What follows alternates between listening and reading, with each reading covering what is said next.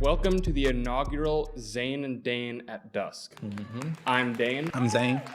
These are tonight's top stories. A SpaceX employee accused her manager of sexual harassment after he invited her to have a meeting at the Wizarding World of Harry Potter. At first glance, this doesn't sound too bad, but if you know Harry Potter, then clearly he wants her to ride his broomstick. I mean, what more would you expect from a place called SpaceX?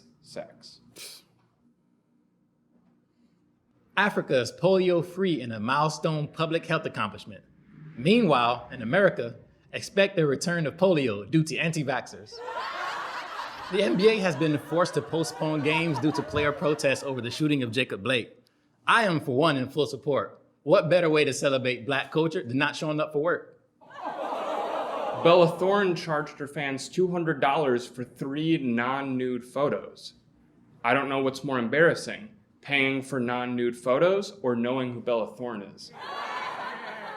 Earth has lost 28 trillion tons of ice in less than 30 years, but I'm not worried. My fridge has crushed ice in the door, so there's plenty where that came from. NASA has confirmed a meteor is set to strike the US the day before the election. Even the universe knows that to believe that voting has any power, you have to be as dumb as a sack of rocks. An interior minister of France defended 2 women's right to be topless after a police officer told them to cover up. The officer is expected to be charged in violation of the bro code. Republican National Committee video showing violence in Biden's America is actually Barcelona, which shows how little Americans know about America. I was once watching 13 Hours at the Benghazi story with a bunch of friends, and all we could think was, oh my God, I can't believe this happened in Chicago. A Bend, Oregon bus driver choked a passenger unconscious because he wasn't wearing shoes. Man, do not let that bus driver near any hobbits. And that is it for our top stories tonight.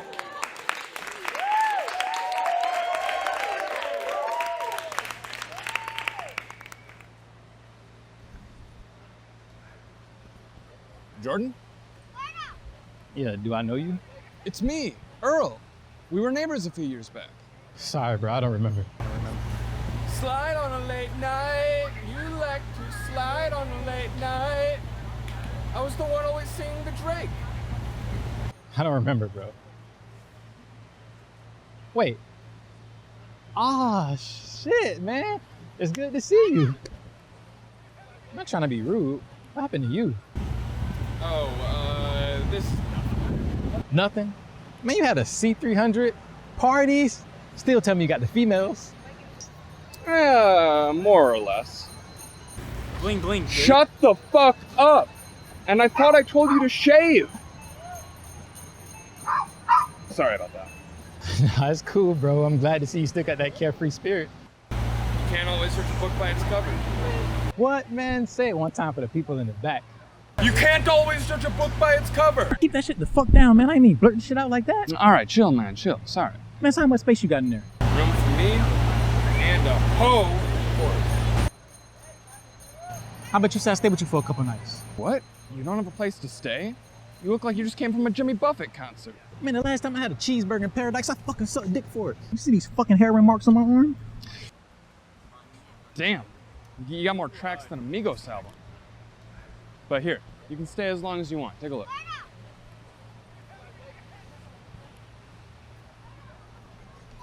Jordan!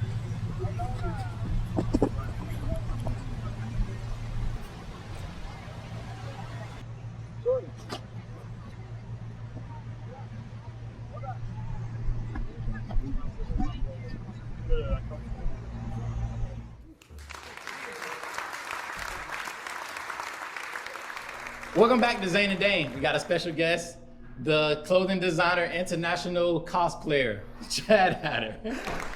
Thank you. How are you? Doing great. I believe he described himself as an internationally ignored cosplayer. Yes. I only have 6,000 followers on Instagram. Nobody knows who I am. So, you know. He has 232. Oh, well then, I'm ahead of someone at least. I thought I was way behind on the curve. Right. That's marvelous. I haven't seen you gentlemen in what feels like absolute ages because I saw you, what, a year ago? A year ago. Wow, time has just gone by. Yes, we Great. worked on the King Vader sketch together. We did. Movie, It was short film. It was wondrous. It was absolutely wondrous. I have was. never gotten so many insults online before. Who did you dress up as? Tell me you dressed Oh, up as. I was Doctor Strange for this particular video, and it was a lot of fun. We were out in the middle of nowhere, Yep. in like a desert hellscape, trying to, everyone's running.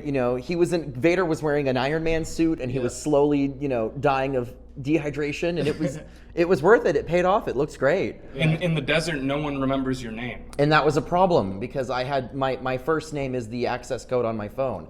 So I spent the majority of the day not being able to answer text messages. Make sure somebody get his phone after this. Yes, please, somebody. No, absolutely. Okay, so for the people at home who may not be familiar with your hobby, can you give just a brief description of what cosplaying is? Well, cosplay is when if you have a character that you like out of pop culture, comic books, SpongeBob, anything, you dress up as it and you wear it to restaurants, or most of us go to conventions. Comic-Con is like the mothership.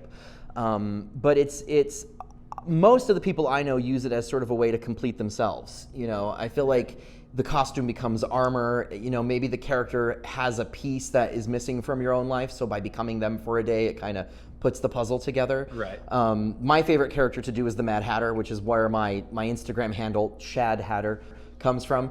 And it's a wonderful hobby. It's very freeing. It's very expensive.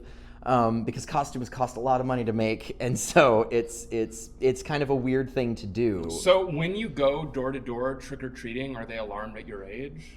Not since the oil change, but as a grown man running around on Halloween night, I do tend to get very weird looks because the world is filled with very boring, very basic people who seem to think that Halloween has an age limit, and it doesn't.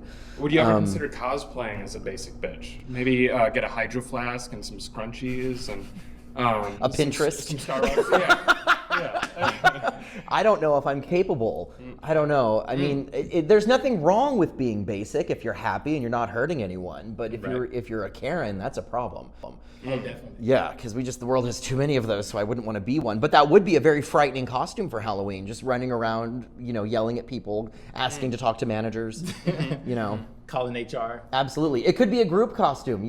One person's the manager, the other person's the Karen, and they're just chasing each other. Right. Like a cat and dog sort of. Exactly, yeah.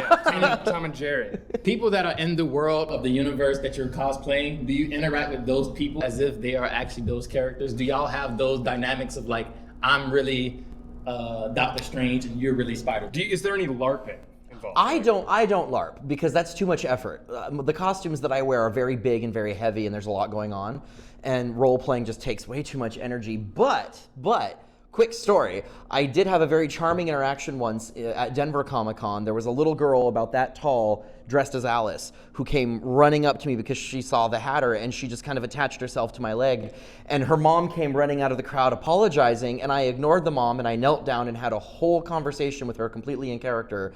And she was just overjoyed because she was Alice and the Hatter's her best friend. Well, on that note, we've got to go. I hope that I have caused lots of outrage. And thank you for being on the show. Any final thoughts? Nope. Delightful. Yeah, Well, delightful. I get to say something to you that I've only said to a handful of men in my life, which is, I'm glad I was able to be your first. Gentlemen, have a wonderful night. Have a great Thank night. you very much.